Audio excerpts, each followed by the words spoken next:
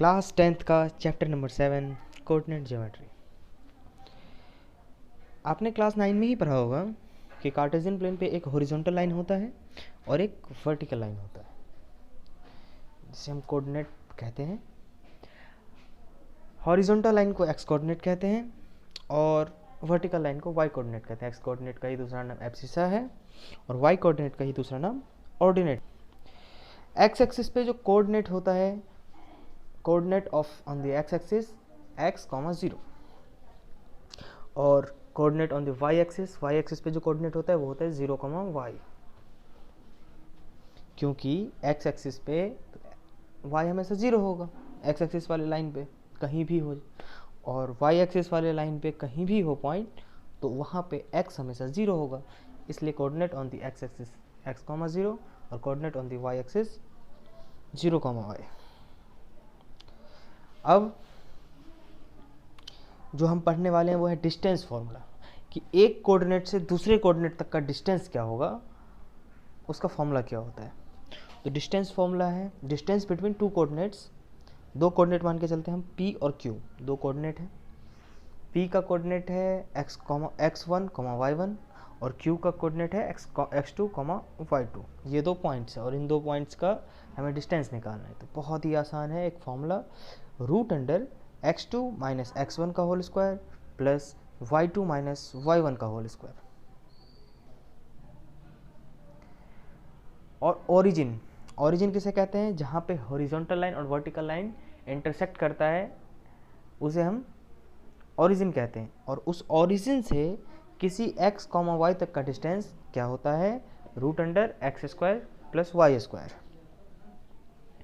अच्छा, एक और पॉइंट हमें पढ़ना है इसमें 7.1 में कि कोलिनियर केस किसे कहते हैं। तो कोलिनियर मतलब एक ही लाइन पे जो दो से ज़्यादा पॉइंट्स होते हैं उसे कोलिनियर कहते हैं। तो अगर मान के चलते हैं 3 पॉइंट है A, B और C, ये 3 पॉइंट एक ही लाइन पे है, कोलिनियर है, तो उसका एक क्राइटेरिया हो कि A से B तक का डिस्टेंस यानी कि AB plus BC is equal to हमेशा AC होगा, तभी वो कोलिनियर होगा।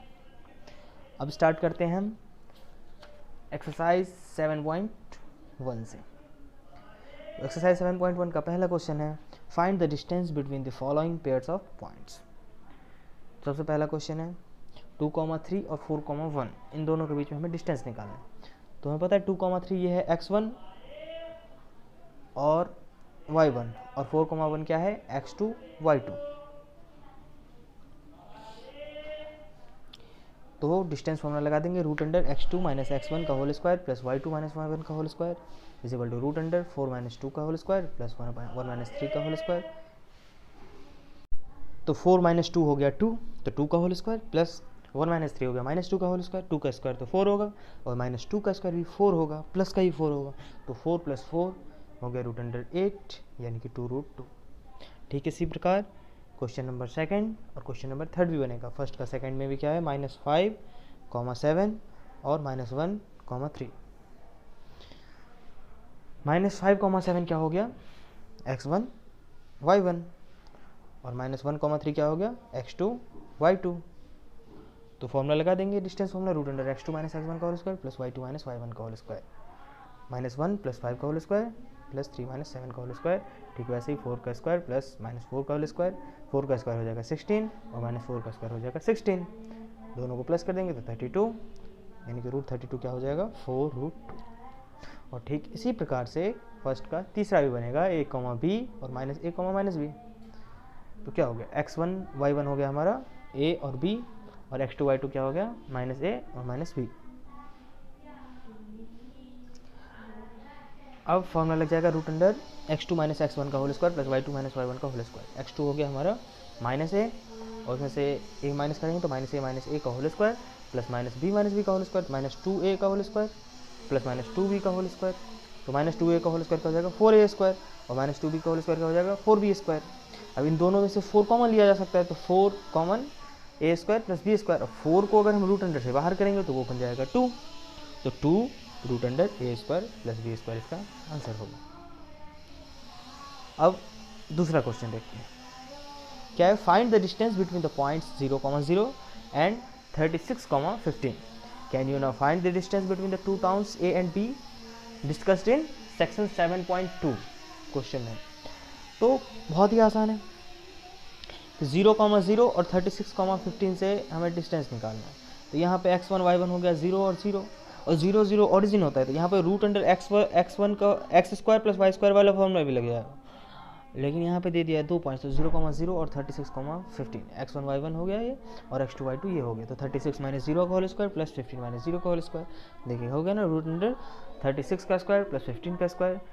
36 का होल स्क्वायर होता है क्या 1296, और 15 का क्या होता है 225, दोनों को प्लस करने पे आ जाता है रूट अंडर 1521, यानी कि 39। और किलोमीटर मैंने इसलिए लगाया क्योंकि इसने कह दिया है कि सेक्शन 7.2 में, तो 7.2 में दो टाउन के बीच में डिस्टेंस किलोमीटर के यूनिट में, इसलिए मैंने लिख दिया 39 किलोमीटर। अब तीसरा क्वेश्चन देखिए, क्या determine if the points 1,5, 2,3 and -2, -11 are collinear. तो मैंने आपको पहले शुरू में ही वीडियो के शुरू में ही आपको डिस्कस करके मैंने बताया कि कोलिनियर कब होता है, 3 पॉइंट्स कोलिनियर कब होगा, जब ए बी बी सी इन दोनों को प्लस करके ए सी होगा, यानी कि जितने भी पॉइंट्स हैं उन सब को प्लस करके के टोटल होगा, तभी वो कोलिनियर है। तो मान के चलते कि वो तीनों पॉइंट्स ए बी और सी है, 1,5, 2,3 और -2, -11।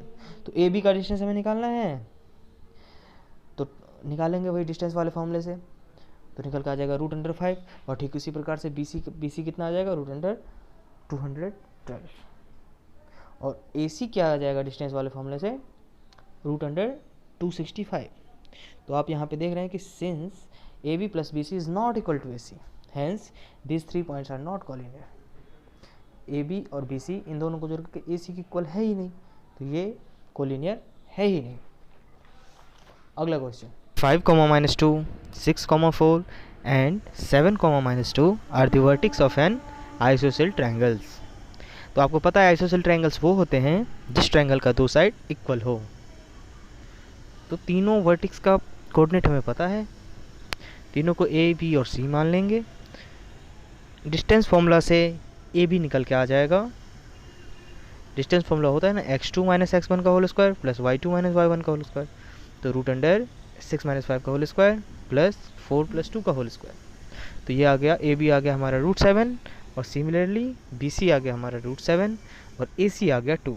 तो आप देख सकते हैं कि ए बी और बी सी दोनों इक्वल है, यानी कि ये आइसोसेल ट्रायंगल्स ही है। Since A B is equal to B C, hence these points are the vertex of an isosceles triangles।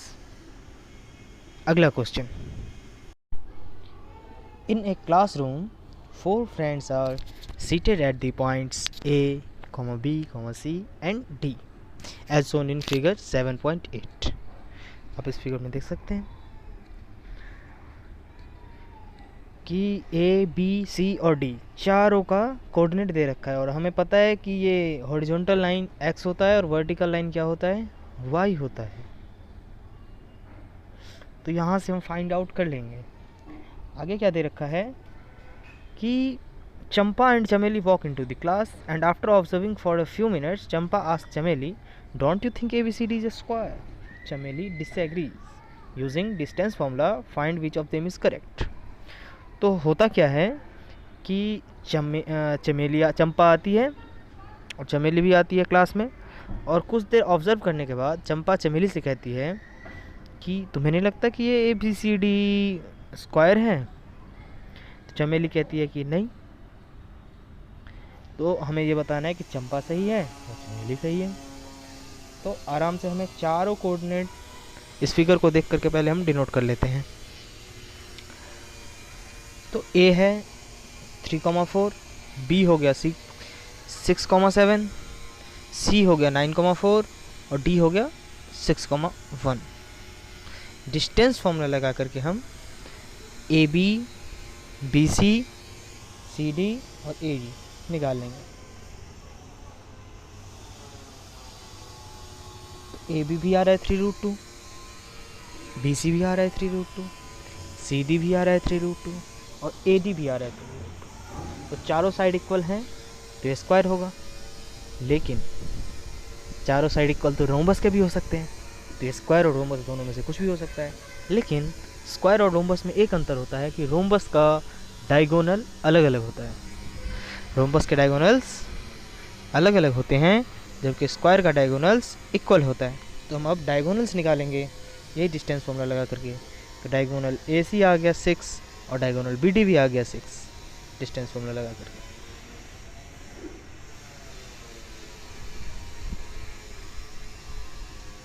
तो इस प्रकार चारों साइड्स AB, BC, CD और AD इक्वल हैं और डायगोनल्स AC और BD भी इक्वल है। इस वजह से ये स्क्वायर है और चंपा ने सही कहा था ऑब्जर्व करके कि ये स्क्वायर है।